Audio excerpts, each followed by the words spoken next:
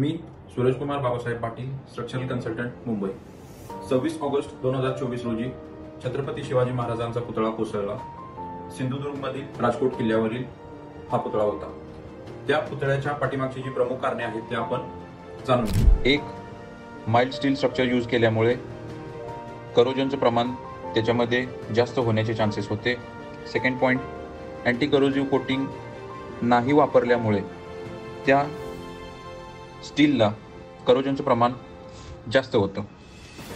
याच्यामध्ये तिसरं रिझन आहे, त्याच्यामध्ये वेल्डिंगचं जे प्रमाण होतं तर ते स्पॉट वेल्डिंग केलेलं होतं. तर त्याच्यामध्ये आपण फुल वेल्डिंग जर केले तर त्याच्यामध्ये स्ट्रेंथनिंग होऊन स्ट्रक्चरला स्टेबिलिटी मिळण्यास मदत होते.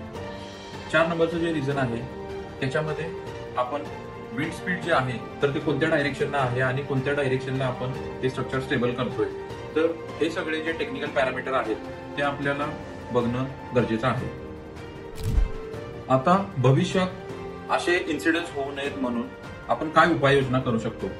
तर त्याच्यामध्ये 1 नंबरचा आहे की जेव्हा आपण कोस्टल रिजनमध्ये किंवा सी फेसिंग आपण जे स्टॅच्यू उभं करतो त्याच्यामध्ये आपण स्टेनलेस स्टीलचा यूज करू शकतो, त्याच्यामुळे करोजन होणार नाही.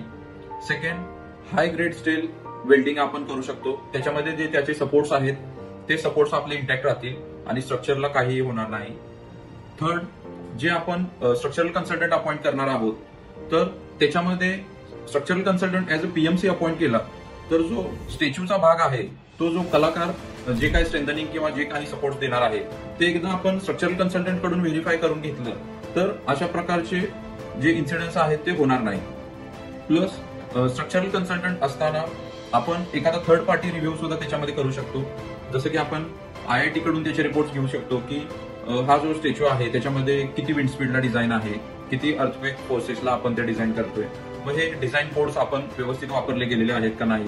तर याच्यामध्ये स्टॅच्यू डिझाईन करणं म्हणजे फक्त फाउंडेशन डिझाईन देणं, तर हा पार्ट न बघता आपण त्याला पूर्ण स्टॅच्यूला एक ऍज अ पीएमसी अपॉइंट केली स्ट्रक्चरल कन्सल्टंट तर अशा प्रकारचे जे इन्सिडेंट्स होणार आहेत तर ते होणार नाही.